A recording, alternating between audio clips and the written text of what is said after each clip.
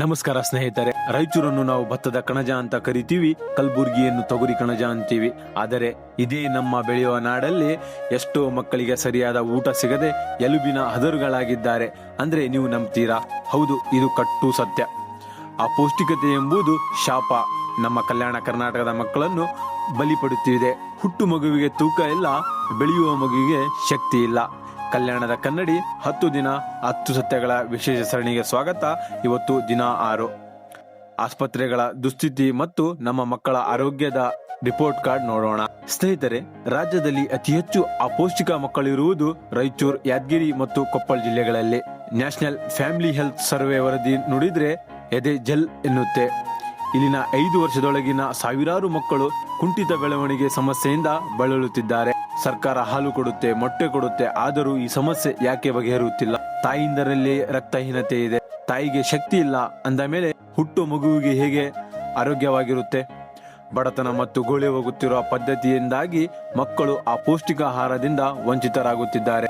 ಇದು ನಮ್ಮ ಆಸ್ಪತ್ರೆಗಳ ಕಥೆ ಕೇಳಿ. ಪ್ರತಿ ಹಳ್ಳಿಗೂ ಅಥವಾ ಹೋಬಳಿಗೂ ಪ್ರಾಥಮಿಕ ಆರೋಗ್ಯ ಕೇಂದ್ರ ಅಂತ ಬಿಲ್ಡಿಂಗ್ ಇದೆ. ಆದರೆ ಒಳಗೆ ಹೋದರೆ ಡಾಕ್ಟರ್ ಇರಲ್ಲ. ಕಂಪೌಂಡರ್ ಅಥವಾ ನರ್ಸ್ ಅವರು ಡಾಕ್ಟರ್ ಕೆಲಸ ಮಾಡುತ್ತಾರೆ. ನಮ್ಮ ಭಾಗಕ್ಕೆ ಬರೋಕೆ ಡಾಕ್ಟರ್ಗಳು ಮನಸ್ಸು ಮಾಡಲ್ಲ, ನೇಮಕಾತಿ ಆದ್ರೂ ಬರುವುದಿಲ್ಲ.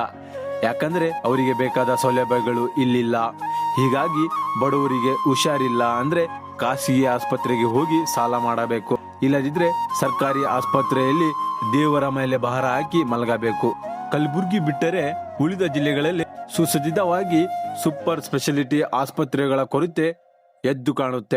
ಹೃದಯದ ಸಮಸ್ಯೆ ಬಂದ್ರೆ, ಕ್ಯಾನ್ಸರ್ ಬಂದ್ರೆ ಅಥವಾ ದೊಡ್ಡ ದೊಡ್ಡ ಆಕ್ಸಿಡೆಂಟ್ ಆದ್ರೆ ನಮ್ಮ ಜನ ಇವತ್ತಿಗೂ ಹೈದರಾಬಾದ್, ಸೊಲ್ಲಾಪುರ ಅಥವಾ ಬೆಂಗಳೂರು ಓಡಬೇಕು. ಆಂಬುಲೆನ್ಸ್ ನಲ್ಲಿ 400ರಿಂದ 500 ಕಿಲೋಮೀಟರ್ ಹೋಗುವಷ್ಟರಲ್ಲಿ ಎಷ್ಟೋ ಜೀವಗಳು ದಾರಿ ಮಧ್ಯದಲ್ಲಿ ಹೋಗಿ ಬಿಡುತ್ತವೆ. ನಮಗೆ ಏಮ್ಸ್ ಬೇಕು ಅಂತ ಹೋರಾಟ ಮಾಡುತ್ತಾನೇ ಇದ್ದೀವಿ, ಆದ್ರೆ ಇದು ಇನ್ನು ಭರವಸೆಯಾಗಿಯೇ ಉಳಿದಿದೆ. ನಮ್ಮ ಪ್ರಾಣಕ್ಕೆ ಬೆಲೆ ಇಲ್ವಾ?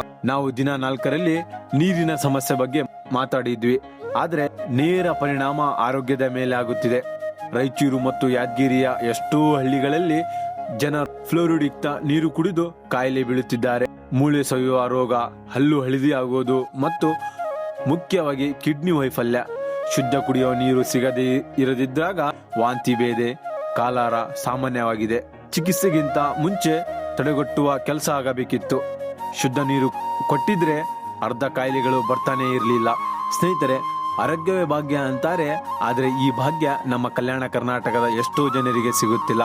ಸರಿಯಾದ ಆಸ್ಪತ್ರೆ, ಡಾಕ್ಟರ್ ಮತ್ತು ಶುದ್ಧ ನೀರು ಕೇಳೋದು ನಮ್ಮ ಹಕ್ಕು. ಇದು ದಯೆಯಲ್ಲ, ಇದು ನಮ್ಮ ಬದುಕಿನ ಪ್ರಶ್ನೆ. ನಮ್ಮ ಮಕ್ಕಳು ಗಟ್ಟಿಯಾಗಿದ್ರೆ ಮಾತ್ರ ನಾಳೆ ನಮ್ಮ ನಾಡು ಗಟ್ಟಿಯಾಗೋಕೆ ಸಾಧ್ಯ. ನಾಳೆ ದಿನ 7 ಆಂಬುಲೆನ್ಸ್ ಹೋಗೋಕೆ ರಸ್ತೆ ಇದೆಯಾ? ನಮ್ಮ ಊರಿನ ರಸ್ತೆಗಳು, ರೈಲ್ವೆಗಳು ಮತ್ತು ಹೈವೇಗಳ ಅಸಲಿಕತೆ, ಮೂಲ ಸೌಕರ್ಯದ ಮರುಚುವಿಕೆಯ ಬಗ್ಗೆ ಹೇಳ್ತೀನಿ. ಇನ್ನು ನನ್ನ ಚಾನಲ್ ಸಬ್ಸ್ಕ್ರೈಬ್ ಮಾಡಿಲ್ಲ ಅಂದ್ರೆ ಸಬ್ಸ್ಕ್ರೈಬ್ ಮಾಡಿ. ಜೈ ಕರ್ನಾಟಕ.